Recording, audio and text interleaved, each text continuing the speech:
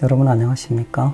2021학년도 중등교원 임용시험을 준비하고 계시는 전국에 계신 예비 선생님들 만나서 반갑습니다.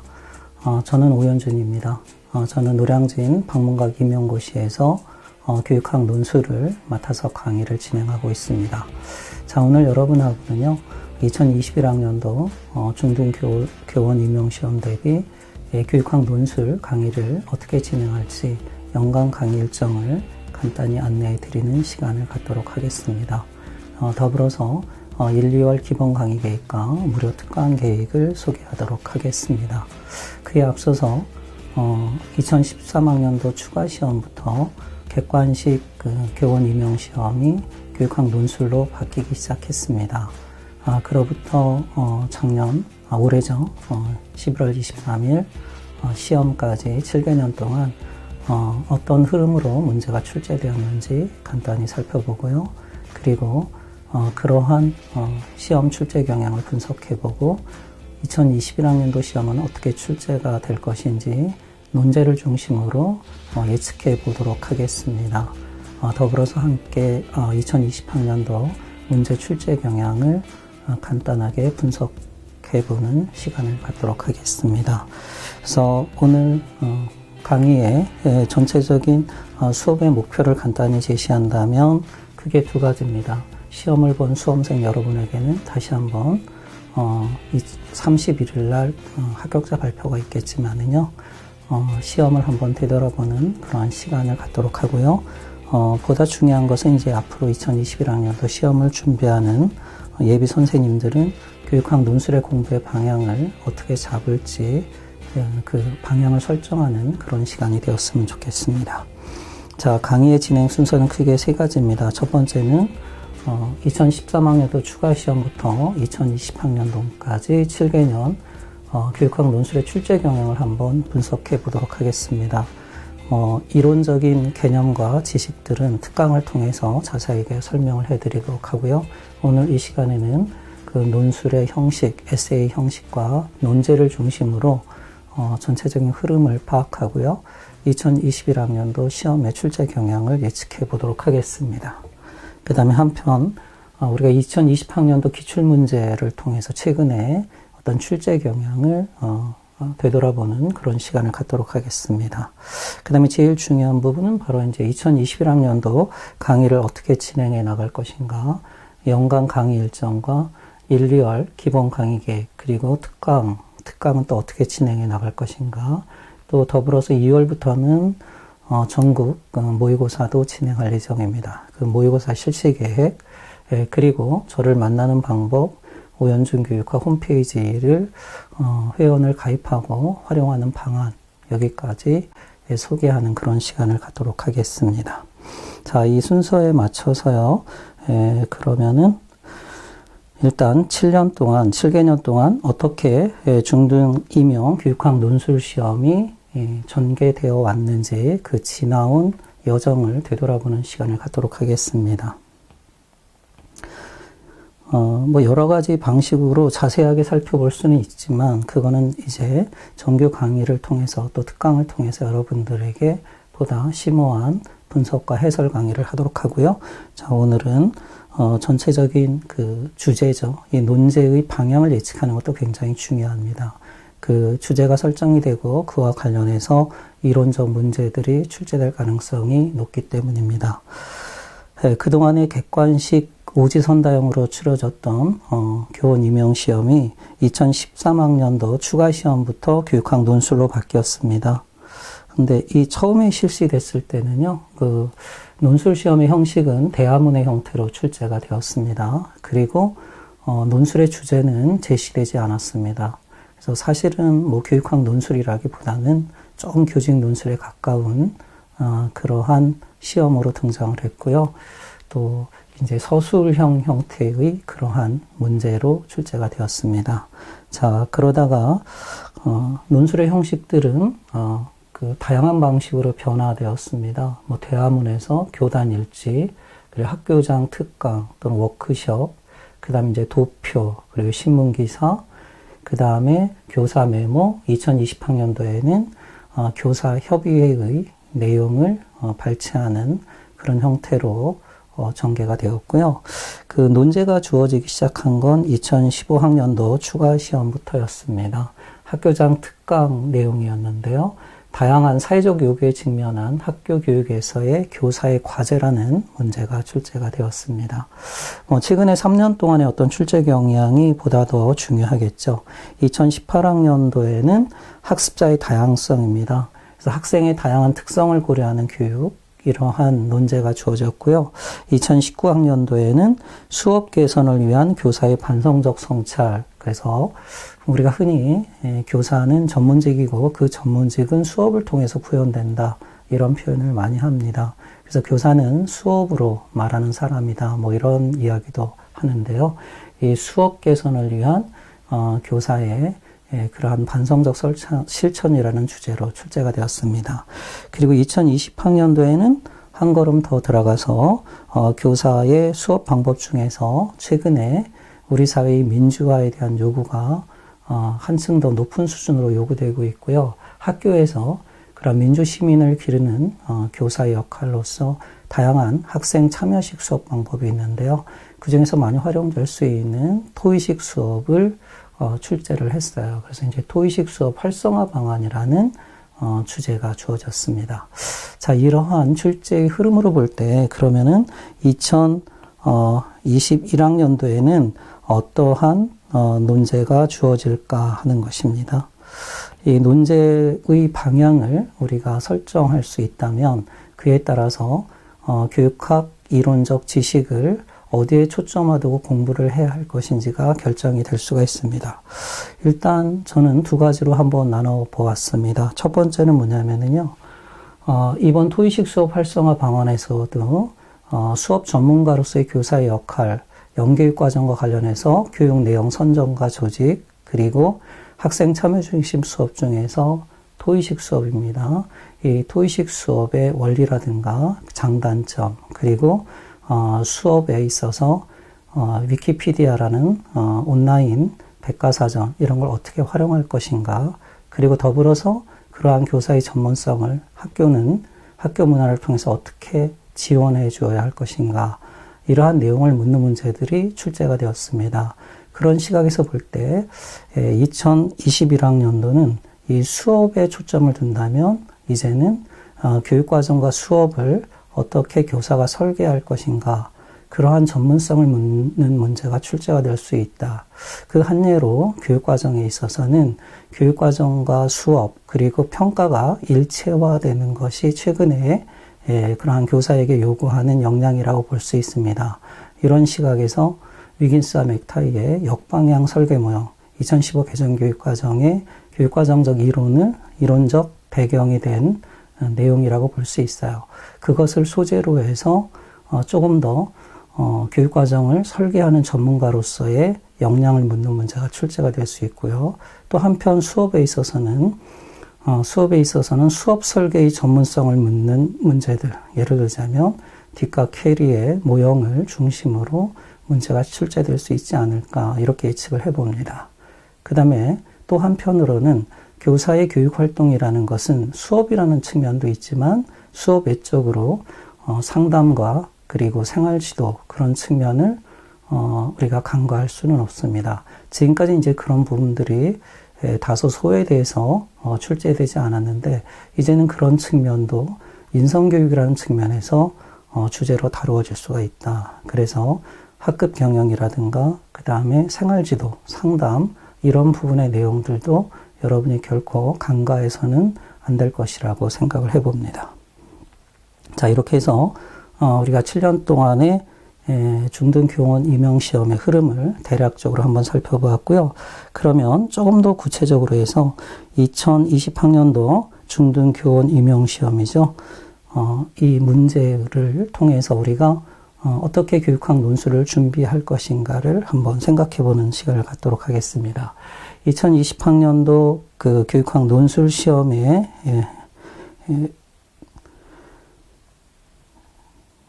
문제를 한번 살펴보도록 하겠습니다. 그리고 어떤 부분에 교육학적 배경 이론들이 출제가 되었는지 한번 분석해 보고요. 그리고 어떻게 답안을 작성할 것인가 큰 어떤 개요를 작성하는 것을 간단하게만 말씀드리도록 하겠습니다.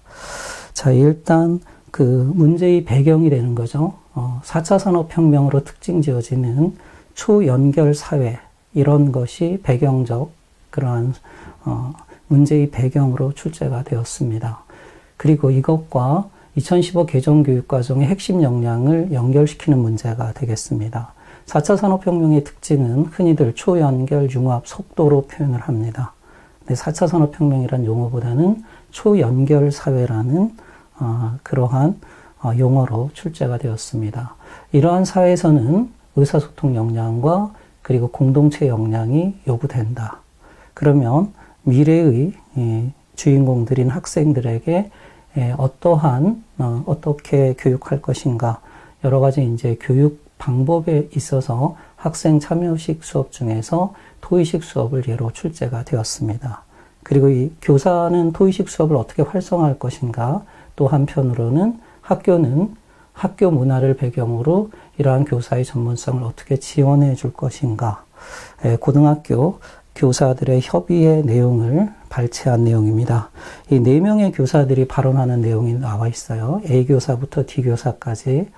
일단 토의식 수업의 이론적 배경에 대해서 A교사는 말하고 있어요. 그래서 현대 철학으로 보도 되고 또 뭐 심리학적으로도 접근을 해도 좋습니다. 학교는 예로부터 지식을 다루는 곳이었고요. 그러한 인식론적인 관점에서 가장 커다란 변화는 객관주의에서 구성주의로의 변화라고 볼 수가 있겠습니다. 그리고 이러한 구성주의는 피아제로 대표되는 개인적 구성주의와 비고츠키로 대표되는 사회문화적 구성주의로 나눠볼 수 있다. 그래서 이러한 토의법의 배경이 되는 비고츠키의 지식론, 지식론은 과거의 철학적 경향으로 보면 인식론을 묻고 있는 거니까 사회문화적 구성주의가 답이 되겠습니다.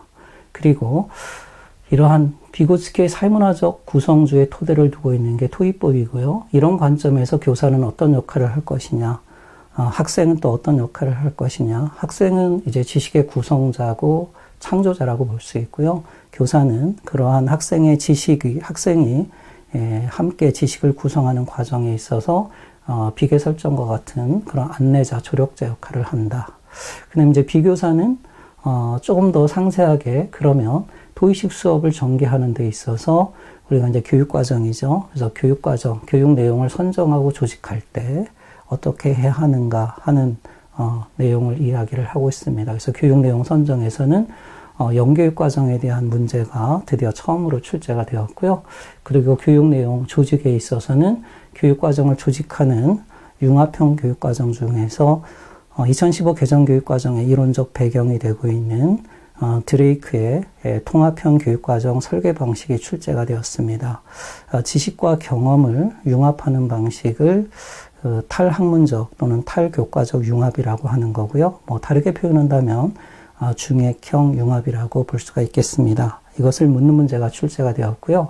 그 다음에 이제 C교사의 입장에서는 이번에 이제 수업 방법이 되겠죠. 수업 방법에서 이 토의법을 활성화하는 데 있어서 구성주의랑 연결시키면서 앵커드 러닝이죠. 정착 수업을 활용하는 방안이 출제가 되었고요.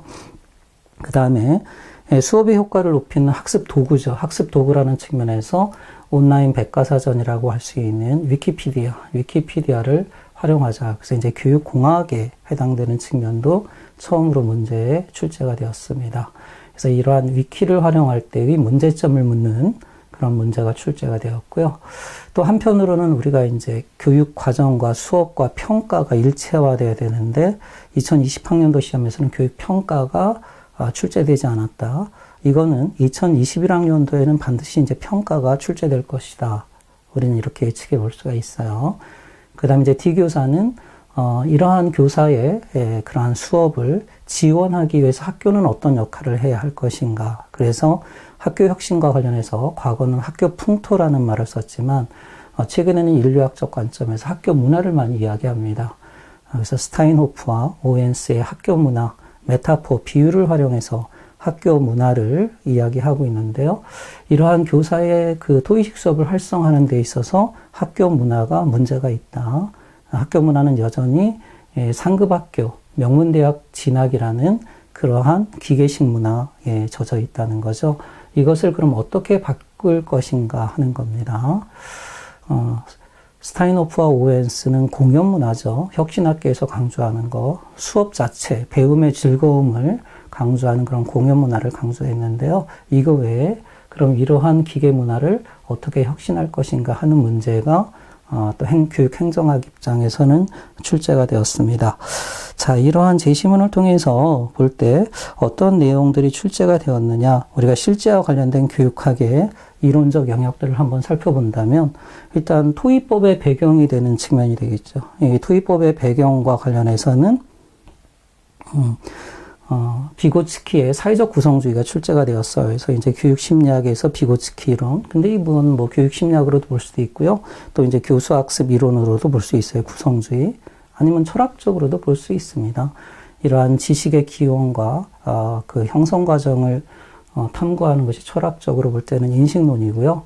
그 다음에 포스트 모더니즘 이후에 대표적으로 이제 미셸 푸코죠. 푸코는 이러한 전통적인 인식론, 주체와 객체를 구분하는 이분법적인 것에서 벗어나서 우리가 알고 있는 그러한 다양한 형태의 그 아이디어들의 총집합을 지식이라고 표현했어요. 그래서 이 지식론을 물었는데 이거는 뭐 인식론과 전통적인 인식론과 같은 개념으로 보시면 됩니다. 그래서 사회문화적 구성주의가 나왔기 때문에 이건 또 교육 철학으로도 볼 수 있습니다.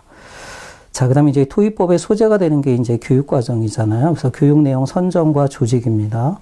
이건 이제 교육과정과 관련된 문제. 이 부분은 거의 뭐 매년 출제되는 부분이라고 볼 수 있습니다. 수업이 특히 나올 때는요. 그 다음에 구체적으로 이제 토의식 수업을 설계할 때, 우리가 지금 4차 산업혁명과 관련된 또는 지능정보화 사회에서는 이런 인터넷 환경을 활용해야 된다. 그래서 앵커드 러닝이죠. 이 정착 수업의 원리를 묻고 있고요. 그래서 구성주의 수업 방식은 PBL, 문제중심 학습에서부터 출발해서 그 다음에 인지적 도제 이론, 그리고 이 앵커드 러닝 정착 수업까지 거의 그 구성주의 교수 학습의 중요한 방법들이 계속해서 출제가 되고 있다. 그래서 이 부분은 아직 나오지 않은 그러한 구성주의 교수 학습 방법들, 이런 부분들에 대해서 여러분들이 더욱더 관심을 기울여야 할 그러한 시사를 제공하고 있다 하는 겁니다. 또 공학적인 관점에서는 온라인 백과사전인 위키피디아를 활용할 때 발생할 수 있는 그러한 문제점을 묻는 문제가 출제가 되었고요. 그다음 마지막으로는 이러한 교사의 전문성을 지원하는 교육 행정학 부분이죠. 그래서 스타인호프와 오웬스의 학교 문화를 가지고 현행 그러한 학교 문화의 문제점을 진단하는 기계 문화죠. 그리고 그것을 개선하기 위한 방향을 묻는 문제가 출제가 되었습니다. 자, 그럼 답안을 어떻게 작성할 것인가? 그 틀을 한번 간단하게만 살펴본다면 이렇습니다. 일단 논제는 토의식 수업을 활성화하는 방안이 출제가 되었습니다. 자, 이것과 관련해서 이론적 배경을 본다면은 사실은 이제 출제 배경이죠. 이 부분들은 뭐 서론에서 여러분이 다뤄도 되겠습니다. 앞으로 지금 우리나라의 교육적 화두로 떠오르는 것이 이러한 4차 산업혁명과 같은 또는 지능 정보화 사회 또는 다문화 사회 이러한 다양한 사회적 변화에 맞춰서 우리가 어떻게 교육할 것인가. 그래서 미래 교육 그리고 미래 인재를 양성하는 그런 미래 학교에 대해서 관심이 많은데요. 그러면 이러한 다양성이 요구되는 사회에서 민주 시민의 자질을 함양하는 것이 우리나라의 중요한 교육적 이념의 하나이다. 그리고 이를 위해서 2015 개정 교육과정에서는 핵심 역량 6가지를 제시하고 있는데요. 그 중에 이제 토의법과 관련된 것이 바로 의사소통 역량과 바로 공동체 역량이라고 볼 수가 있겠습니다. 자, 그래서 이런 것과 관련해서 이제 여러분이 도입 부분을 이러한 내용을 가지고 전개를 하시면 되겠고요. 그 다음에 고등학교 교사 협의회와 관련해서 4명의 교사들의 발언 내용이 나오고 있습니다. 일단 토의법의 이론적 배경이 되는 게 바로 A교사의 발언을 통해서 비고츠키의 사회문화적 구성주의가 되겠고요. 이러한 그 사회문화적 구성주의에서는 지식의 성격을 그런 맥락적이다 또는 잠정적이다 그리고 뭐 사회적 상호작용을 통해서 형성되는 그런 사회적 성격으로 규정을 하고 있습니다. 그리고 이러한 사회문화적 구성주의에서 교사와 학생의 역할은 무엇인가 하는 문제가 되겠습니다. 교사는 비계 설정을 통해서 학생의 지식 구성을 조력하는 조력자이자 촉진자 또는 안내자라고 볼 수 있습니다. 은유적으로는 이렇게 표현합니다. 객석의 안내자 역할을 한다. 이렇게 표현할 수 있고요. 그 다음에 이제 학습자의 역할은 상호작용을 통해서 적극적으로 지식을 구성하고 창조하는 주체자라고 볼 수 있습니다. 그러니까 무대 위의 주인공 또는 무대 위의 현자 이런 표현을 하기도 합니다. 그 다음에 비교사의 그러한 발언 내용을 통해서 교육 내용을 어떻게 선정할 것인가 하는 겁니다. 자, 여기서 이제 영교육과정 개념이 처음 출제가 되었는데요. 영교육과정은 1979년 아이즈너가 교육적 상상력에서 언급한 교육과정 개념이라고 볼 수 있습니다. 아이즈너는 교육과정의 공식성의 유무 또는 층위에 따라서 제1의 교육과정을 공식적 교육과정, 그리고 제2의 교육과정을 잠재적 교육과정, 제3의 교육과정을 영교육과정이라고 명명했습니다. 그리고 아이즈너는 학교가 영교육과정을 이제 중요하게 다루지 않는다면 학교가 아이들에게 미치는 영향력은 차츰 약화될 것이다. 이러한 재개념주의적 입장에서 그런 학교 교육에 대한 위기를 이렇게 예단해서 제시를 하고 있는데요. 드디어 이제 영교육 과정이 출제가 되었습니다.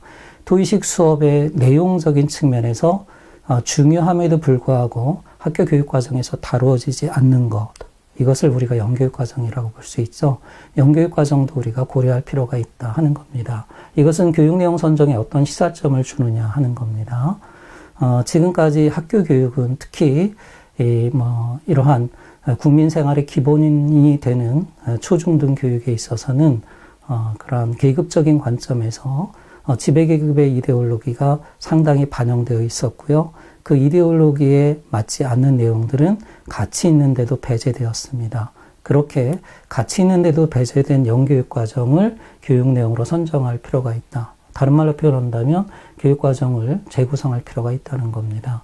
그래서 특정 이데올로기, 특정 가치에 편중 없이 고르게 반영하는 것이 필요하다 하는 겁니다. 그 다음에 가치 있는 내용 중에서 혹시 배제되지 않은 것이 있는가, 이런 부분을 적극적으로 검토할 필요가 있다. 이러한 시사점을 우리는 얻을 수 있는 거고요. 그 다음에 이러한 선정된 교육 내용을 어떻게 계열화하고 배열할 것인가, 그것은 조직의 문제가 되겠습니다. 2015 개정교육과정에 영향을 주고 있는 드레이크죠. 드레이크의 그 통합형 교육과정 설계 방식이 되겠습니다. 드레이크는 그 교과와 교과, 학문과 학문이 연결되는 방식에 따라서 그 통합형 교육과정을 그 다학문적인 융합과 그 다음에 간학문적 융합, 탈학문적 융합으로 제시를 하고 있습니다.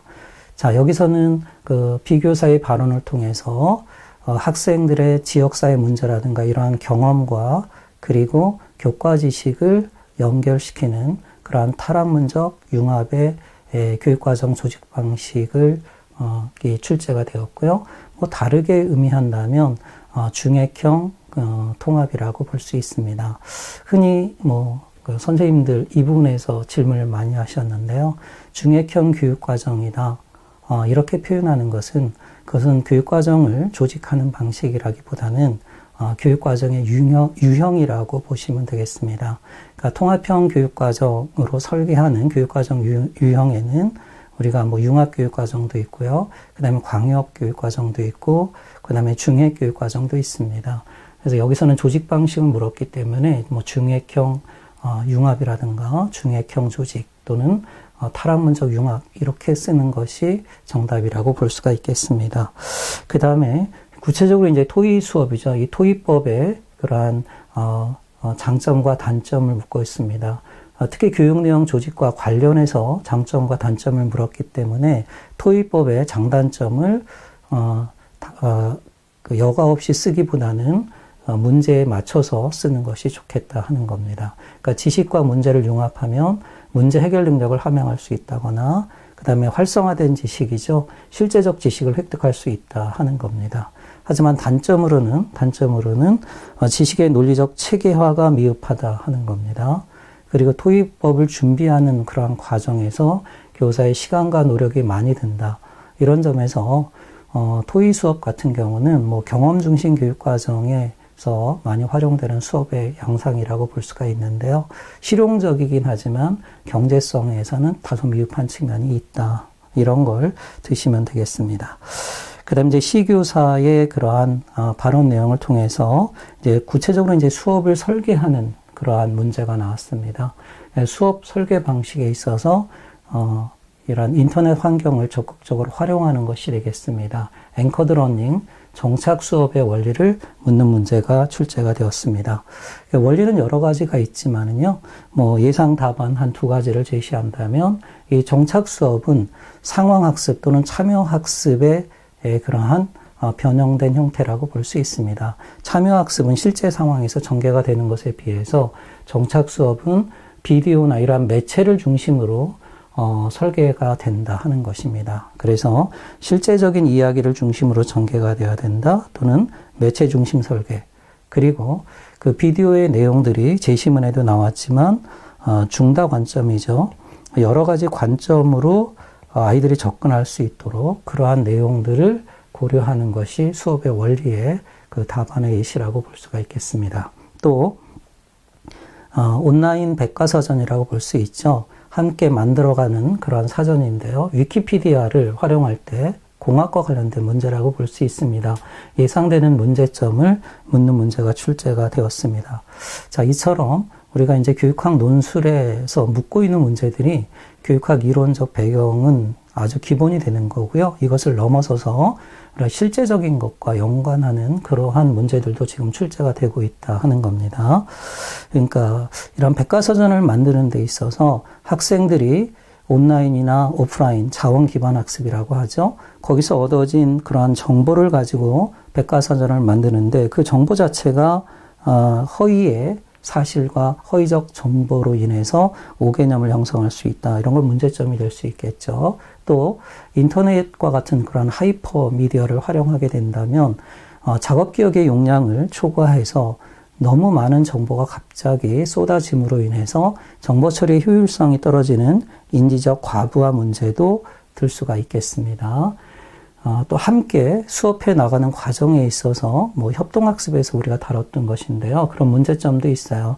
아무래도 학습 능력이 우수한 학생들이 그 수업을 어떤 활용에 있어서 주도권을 갖고 있는 부익부 현상이라든가 또 학습 능력이 낮은 학생들 또는 이러한 인터넷이나 이런 도구 활용 능력이 떨어진 학생들의 그런 참여도가 떨어지는 문제, 이런 문제도 발생할 수 있고요. 그 다음에 또 교육 외적으로 볼 때는 이렇게 함께 집단 지성을 활용하는 것 자체가 오히려 집단 극화 현상입니다. 우리 사회에 이러한 진보와 보수로 아주 극렬하게 이분화되어 있는 그런 모습처럼 이런 집단 극화가 나타날 수 있다 하는 겁니다. 이건 집단 극단화 현상이라고 볼 수 있습니다. 뭐 이런 문제점 중에 하나를 예시 답안으로 쓰시면 되겠습니다. 그다음에 마지막 이제 D교사의 발언을 통해서 이제 이러한 교사의 토의식 수업을 우리가 지원하기 위해서는 학교 문화의 개선이 필요하다 하는 겁니다. 학교 문화라고 하는 것은 학교 구성원들이 공유하는 생활 양식의 총체를 학교 문화라고 합니다. 학교 문화의 유사 개념으로는 학교 풍토라는 말이 있습니다. 학교 풍토는 심리학적 개념이고요. 학교 구성원들의 그런 인간관계에 의해서 조성되는 환경의 질, 학교의 성격이라고 볼 수 있습니다. 그런데 최근에 교육행정에서는 학교 풍토라는 개념보다는 학교 문화를 사회학적 관점에서 더 중시하고 있다 하는 겁니다. 그 학교 문화를 알 수 있는 방법이 여러 가지가 있는데요. 뭐 학교의 상징이라든가 이런 것들 통해서 알 수 있고요.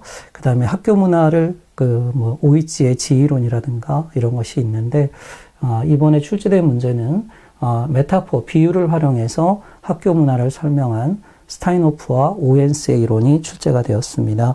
스타인호프와 오웬스는 학교 문화를 기계 문화, 그리고 가족 문화, 공연 문화, 공포 문화, 이렇게 네 가지로 제시를 하고 있어요. 예를 들어서 제가 학교 다닐 때는 우린 체벌 이런 것도 되게 많이 있었습니다. 그것은 공포 문화였고요. 그럼 상급 학교 진학을 위한 것이 유일한 목표가 되는 것이 바로 기계 문화라고 볼 수 있습니다. 그러니까 상급 학교, 명문 대학을 몇 명 보낼 것이냐, 이런 목표를 위해서 돌진하는 그런 학교의 문화라고 볼 수가 있겠습니다. 또 인성교육에 초점을 둔다면 가족 문화라고 볼 수 있고요. 최근에 혁신 학교는 바로 이제 수업을 정상화시키는 겁니다. 배움이 있는 수업, 성장이 있는 수업, 재미있는 수업, 그건 공연 문화라고 볼 수가 있겠습니다. 그래서 지금 선생님들이 이러한 토익법을 활성화하고자 하는데 여전히 학교 문화는 그러한 전통적이다, 변혁되고 있지 않다, 상급학교 진학을 위한 기계 문화라는 거죠. 이걸 어떻게 바꿀 것이냐 하는 겁니다. 이것이 이제 마지막 문제였고요. 그 학교 문화를 개선하기 위해서는 토의와 안건이 있는 교직원 회의, 활성화 이런 것이겠죠. 의사소통을 활성화해야 한다든가, 또 교사나 학생, 학부모들의 인식을 개선해야 한다든가, 그리고 학교장의 리더십이죠.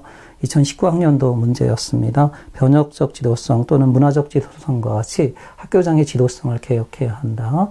그리고 교사와 학생의 자율권을 보장해 줘야 한다. 이러한 학교 문화적인 측면도 있고요. 또 이러한 상급학교 진학을 목표로만 하는 것이 아니라 학생의 진로를 올바르게 설정할 수 있도록 진로 교육을 활성화한다든가, 그다음에 과정 중심 평가, 배움이 즐거운 수업, 이러한 것을 지원하는 그러한 학교 문화로 바뀌어야 한다. 이러한 여러 가지 조금 자유형 형태의 답안이라고 볼 수 있습니다. 이런 것 중에서 두 가지를 쓰시면 정답이 되겠습니다. 자, 이렇게 해서 2020학년도 중등교원 임용시험의 그러한 문제와 답안 작성의 예시를 우리가 마인드맵을 통해서 한번 살펴보았습니다.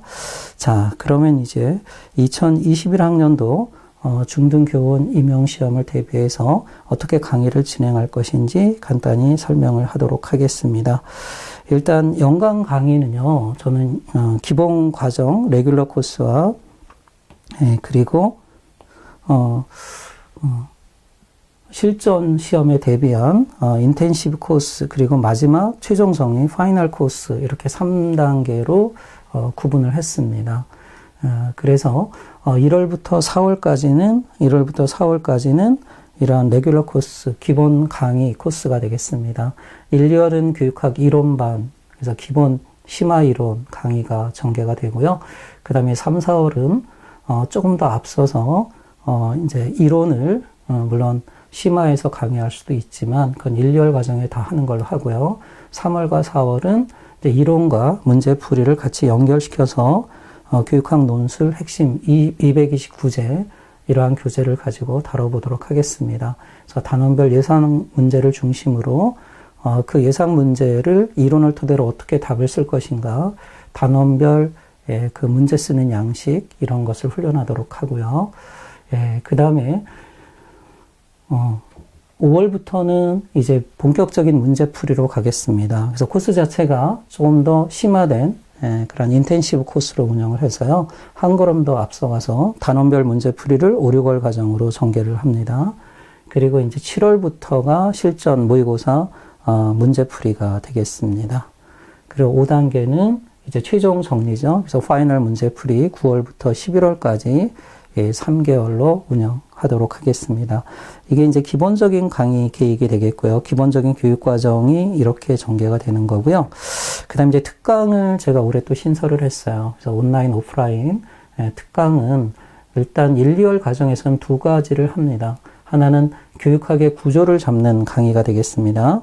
이 교육학의 구조 잡기, 이 구조 잡기는 7개년 기출문제 분석을 통해서 아까 제가 처음에 형식과 주제를 통해서 교육학 논술이 어떻게 흘러왔는가를 간단히 설명을 드렸는데요.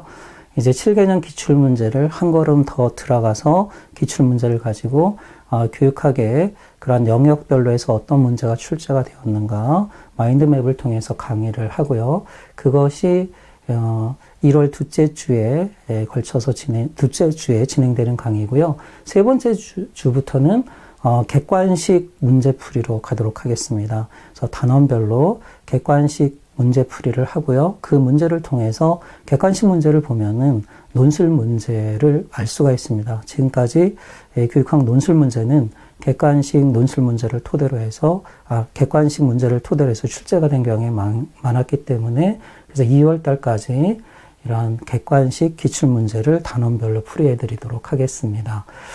그 다음에, 그 3, 4월 과정에서는, 그 이론과 문풀을 함께 하다 보니까 좀 이론에 소홀한 측면이 있어요. 그래서 2020학년도 핵심 교육학 그 교재를 가지고 또 이론 특강을 전개해 나가도록 하겠습니다.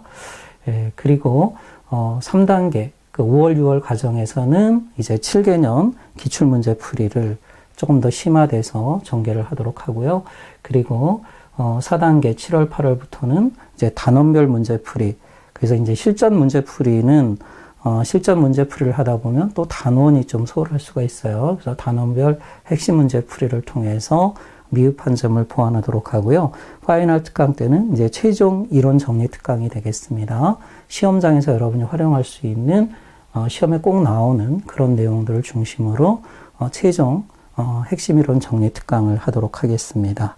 또 한편으로는 공개 모의고사도 저는 또 한 걸음 앞서서 올해부터는 본격적으로 온라인, 오프라인으로 전개를 하도록 하겠습니다.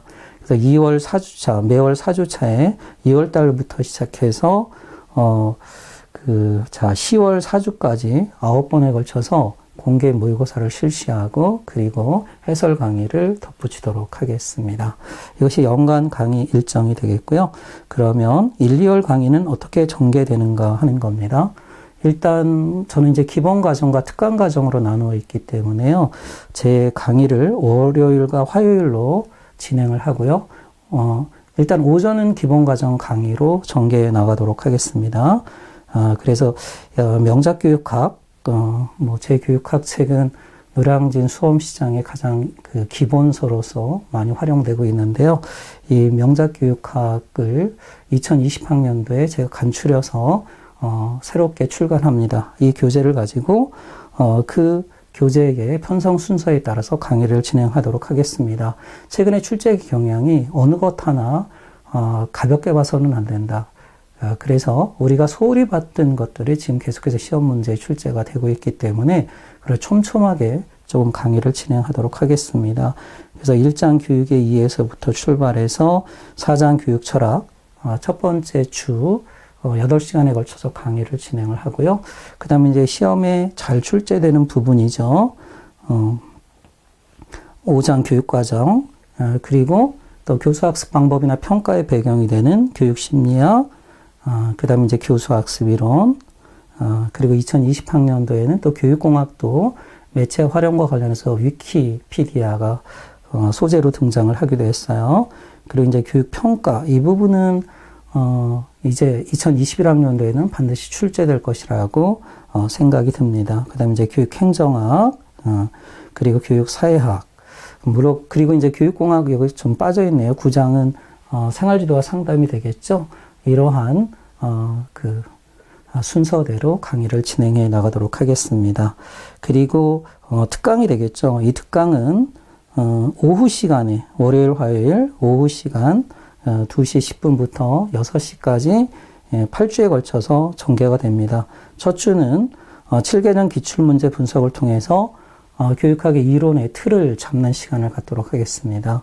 그래서 마인드맵을 활용해서 어떠한 내용들이 출제되었는가 7개년 동안의 출제 경향의 흐름을 파악하고요. 그리고 각 교육학의 영역별로 여러분들이 어떤 부분을 공부해야 하는지를 제시하고요.